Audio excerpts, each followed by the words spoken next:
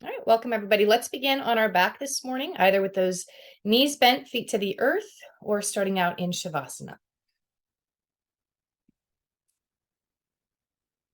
And as you settle onto your mat this Monday morning, just take a nice deep breath in and a long, slow breath out as you close your eyes. And just begin that process of looking inward, coming into that unified state that we know to be yoga, uniting body and mind, breath and awareness.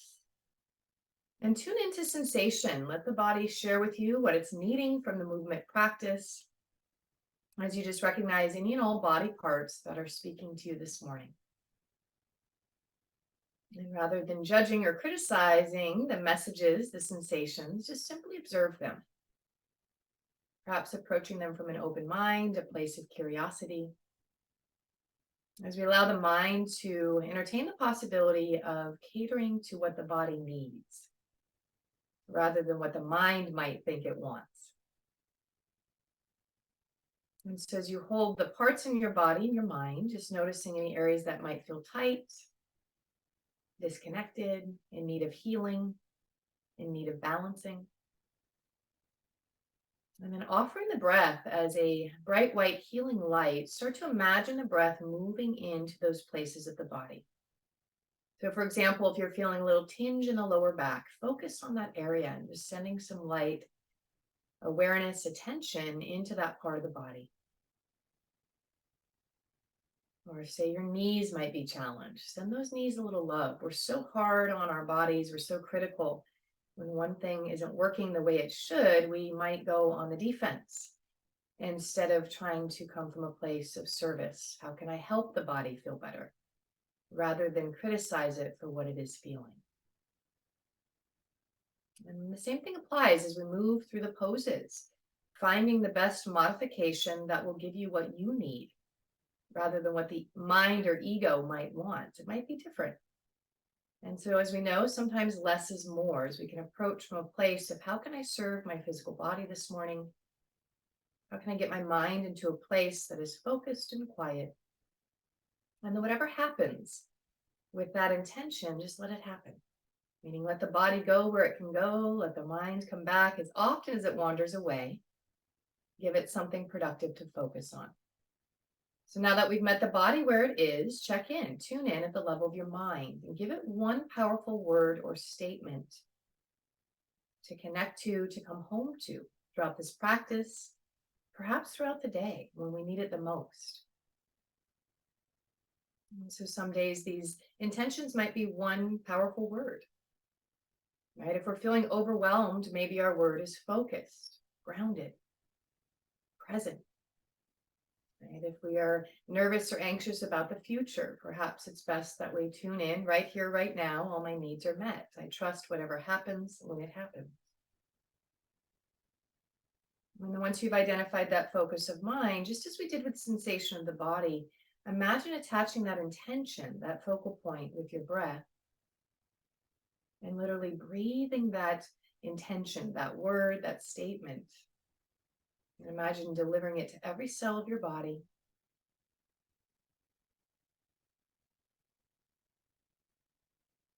And then once you've done that, check in at the level of your own heart and just get a sense of your overall feeling or emotional tone this morning. And as you identify, how am I feeling emotionally, energetically? And then as we allow the breath to move us through the body, keeping the mind present, connected, and just being open to whatever comes.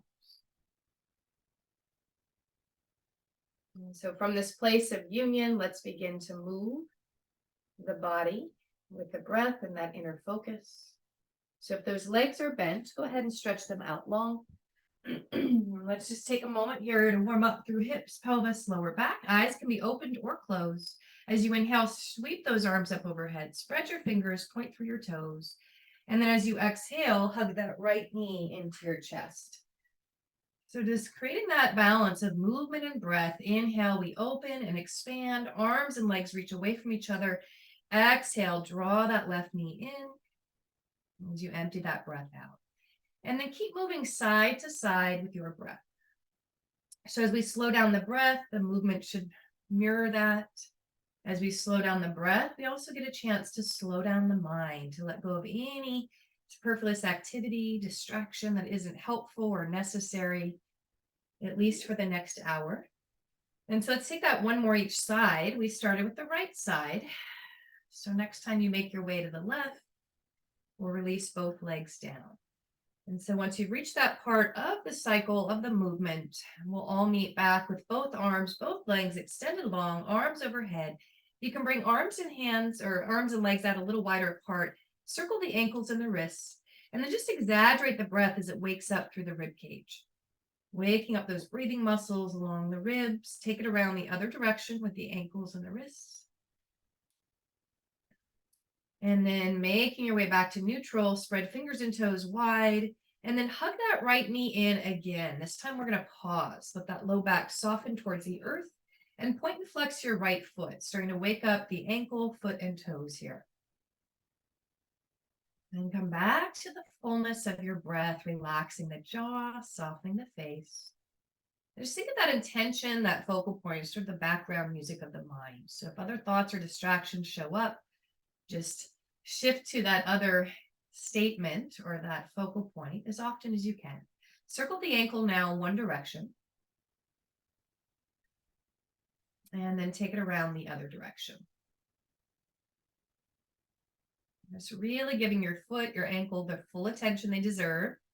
And just noticing what's going on with my right foot, toes, ankle this morning. And then point that right foot, flex it. And then let the right foot relax as you rock your whole right thigh slowly side to side, feeling into where there's tightness, but also notice wherever there's tightness, think of that as stability, especially with the joints, right? So just acknowledging all those muscles, all the fascia doing the work of keeping those hips stable so that they can work properly for us. But we don't want to be so stable we can't move. So embracing your fluidity, your mobility, your flexibility, however that's showing up. And as we come back to center, let's go a little deeper. Right hand of the kneecap, left arm stretches out to your side. And begin that process of making a big circle as you steer that right thigh around. And just breathing in to where you feel it, inner and outer thigh, perhaps into the glutes. And then take it around the other direction.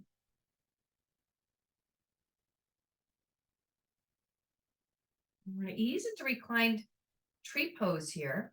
So next time that knee opens out, place it to the earth. So we're in tree pose on the ground, meaning that right knee is bent off to the edge of your mat, right foot lining up anywhere along the inner left leg.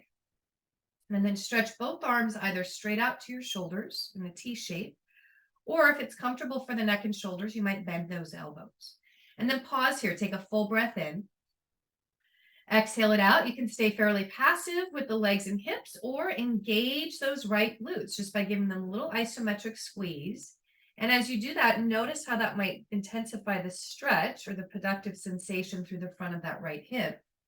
And then you can slowly roll your head side to side, maybe angling the chin toward each shoulder. Keep those teeth unclenched as we begin that process of releasing any tension that might be showing up through the sides of the neck, where the neck meets the shoulders. And if you're still engaged to that right gluteal area, next time the head comes to center, relax those right glutes if they're engaged. Let's offer another big breath in. Exhale it out. Plant your right foot to the earth as that knee comes up. And then hug your right knee into your chest and just flex all 10 toes towards those shins. So you have the option to stay right here, or with that next exhalation, engage your core as you empty the breath, lifting the head towards the knee. And release. If you've lifted that head, bring it back down. Arms by your side. Stretch that right leg out at an angle so you're pressing towards the wall and the ceiling. And then slowly lower that right leg all the way down. And shake it out. And just pause, noticing the difference one side to the other. And let's take it to the second side. So inhale, reach those arms overhead, point through your toes. And then as you exhale, bring left knee into the chest. And then pause, tuning in to what's showing up on the second side as you point and flex your left foot.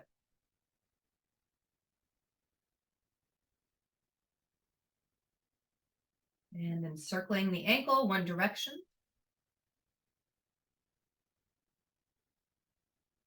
And the other direction.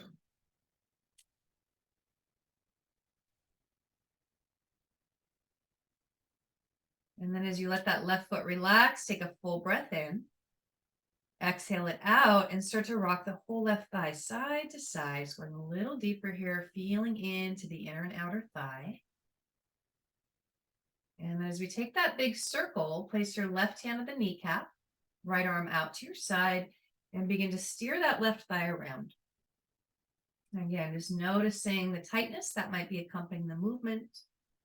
And so I always like to remind us of this because especially in the yoga world, for whatever reason, we get obsessed with being flexible. It has nothing to do with it. And really, we should also be concerned with how strong and stable we are, right? So automatically when I mention yoga to people, people say, oh, I can't do yoga, I'm not flexible. It's like the number one thing people say, I can't touch my toes.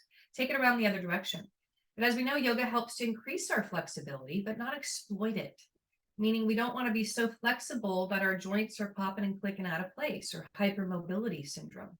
So we want to acknowledge our stability, our strength, and some of that tightness as necessary, especially with the joints and the spine, to keep everything working and connected. So next time that left knee comes in, we're going to open it out and then bring it all the way down to the floor as we come into our reclined tree on this side. So that knee is angled out. Again, you can bring those arms either straight out to your sides or maybe bend those elbows. Feel free to stay here, letting gravity do the work, fairly passive through those left gluteal muscles, or engage. Just give a little squeeze with those left glutes and feel how that then amplifies the stretch through the front of the body. And then if you're adding on that little neck release, gently roll your head side to side as you keep those shoulder blades grounded. Keep that breath flowing as you keep the jaw relaxed, maybe even offering a little smile on the face to ensure we're not creating more tension, but getting a chance to release it. And then next time the head comes to center, if you're still engaged through those left glutes, let them go. Offer another big breath in. Exhale it out, plant that left foot to the earth, the knee comes up, and then hug that left knee into the chest. So again, you have the option of pause right here, all 10 toes flex towards the shin. With the next exhale, feel free to engage the core to lift the head in towards the knee. And release back to the earth. Arms by your sides. Extend that left leg out at an angle as you press out through the heel. And let's lower that left leg all the way back down to the earth. And then shake it out.